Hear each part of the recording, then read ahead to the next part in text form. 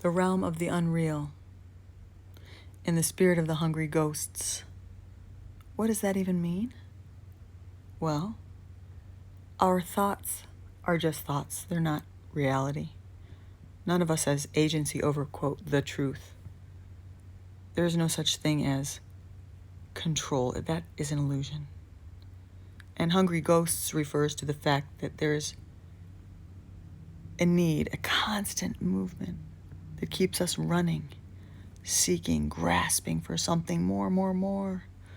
Uno mas. I just want more of everything. Like the famous line from Blade Runner, I want more life, Father. Rutger Hauer, what a brilliant actor and character he played there. We do want more. We realize that our timelines have been shortened by disease, destruction, loss, grief, unresolved trauma. We think we're disconnected, and that is the biggest lie of all. We are inextricably interwoven into this great tapestry. You tug on one string, the tapestry gets a snag and a hole. We cannot eliminate each other. We can't just cast somebody out. How do I know this? Well, we've all made mistakes. And I don't mean inviting people into our lives. I mean thinking we can cast them out. Like stones skipping on the water. They all end up in the same place anyway. Ram Dass. We're all just walking each other home. I say that almost every time because it fits so well into every situation. We're all dying. Suffering doesn't make me special. My spinal injury / degeneration / whatever, impingement and fractures, whatever, does not make me remarkable. Nothing does. Which is why I know that you too can survive whatever it is you're dealing with. I was just listening to something called No Barriers. And please forgive me, I'm probably going to destroy his name, but destroy your name, I mean. Eric Weinmeier, the co-founder of No Barriers and Touch the Top. This is the accomplished athlete who lost his vision at age 13.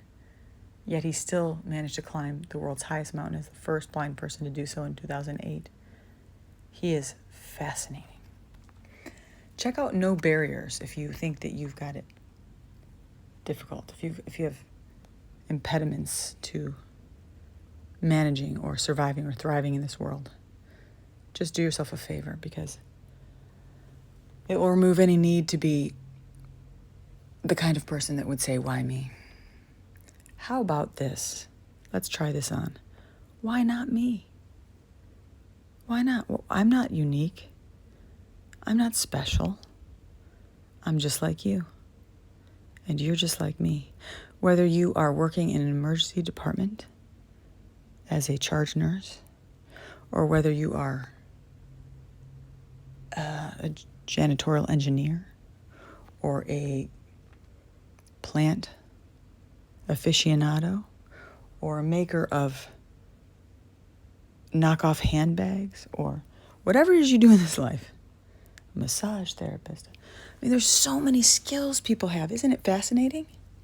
What skills do you have that you haven't tapped into because you believe you have a disability? That's a good question. Today I'll be exploring that and other things because I can. Because I'm alive. How fortunate. I can pluck something off the carousel of unconditional love because that's what I can give. It is available to everyone, this carousel. It's not invisible. I can see it. And like I said, I'm not special. So if I can see it, I know it's there. So can you. This is not an illusion. I have people who have offered unconditional love to me in conditions that I do not deserve. That is divinity. That is service. That is love. Love is a verb. It's something we do for others. How may I be of service today? What small skill or opportunity might I have to leave people, places, or things a little better than I found them? This is mutually beneficial, by the way. It's not like, oh, I'm doing this great act for you, this big magnanimous thing. Trumpets, please. Parade. No. It's a quiet thing. It's subtle. It's a shift in consciousness. It's moving from, oh, how am I coming off? Or how am I perceived? To, what might I ask you that I'm curious about? What can you tell me about you? What might I know about you that would make your life a little easier to unburden? I called a new friend the other day to have a chat, thinking I was helping her. And believe me, when I say mutually beneficial, I mean it. She ended up listening to and helping me. She had some perception that I couldn't see, because it turns out we cannot see ourselves very clearly. That's the human condition. That is universal. Unless we are extremely introspective, up on a mountain top with plenty of time. And even then, doesn't the mind get incredibly loud when we are silent and in solitude? I know for a fact this is true. What a vibrant storyteller I can become. I have 17 stories before I even get out of bed. It does take me about an hour to get moving, but that's beside the point. I can hear you shuffling around in the kitchen, by the way. Yes, my friend, I want to thank you. You come to see me from a distance, and you spend the night so you don't have to drive back in the dark, and I can hear you getting up to make breakfast and coffee. And you don't even take breakfast or coffee. You do this as an act of love. You realize love is a verb. Love is an act of service. And I'm not talking about love languages, although that does fit. We are what we do. Faith without works is indeed dead. I'm looking at a painting right now, by the way. The artist is Robert Stark. And I just realized that there's a handprint that shows very clearly his fingers and his palms in different places in the painting. He has left his print on his work. I have a piece of him. Every time I view this and look at it from a different perspective, I see something that I could not have possibly noticed without stopping and becoming quiet.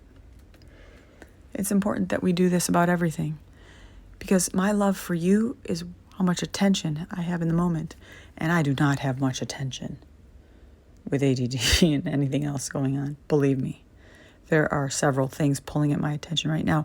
A very small cat who decides that now is the time for the pets and the food is just one of the many things pulling my attention away from you. How do I stay here now with you? And how do you stay here now with me? You are invited. I can only make so many calls a day, so I try to answer in these recorded bits because I'm losing my voice. Many of my friends, and certainly my girlfriend, is saying, I can't hear you. I can no longer hear you. Or you're mumbling, or your voice is so low. Welcome to progression of an incurable neurological disorder. Boy, is it disordering. I'm so dysregulated and discombobulated and confused half the time that I don't even know what day it is, but I can talk to you about philosophical concepts. Are they integrated is the question. We're all working on this. Practice, not perfection. I also recently read a book called 3 Roads Back: How Emerson, Thoreau, and William James responded to the greatest losses of their lives. It's put together by someone named Robert D. Richardson. Forward by Megan Marshall. Highly recommend you check this out. If I could read to you the publisher, I would, but my eyesight's not so great. I think it was published by Princeton. I tell you this because loss and trauma are two things that prevent us from being who we really are in the moment. They get in the way. They come in various forms, from PTSD on down to a slight nuisance of why am I feeling this way? And that deserves some attention as well. Instead of squirming away from the things that make us feel uncomfortable or different, how about we move toward them and ask the questions that matter? because the answers are in our questions. This is true for everyone. How do I know this? Once again, I guess you'll have to stay tuned. For today, check out No Barriers. For today, check out 3 roads back if you can. And consider what's holding you back. Consider what you think you can't do. Consider what you identify with and how to move past that. We're all only human, which means we're nothing and we're everything. And I love you too. And thanks for breakfast, my friend. Thank you for teaching me what love really is. I couldn't feel more fortunate, more blessed, more grateful, more lucky. Damn lucky. Have a good day.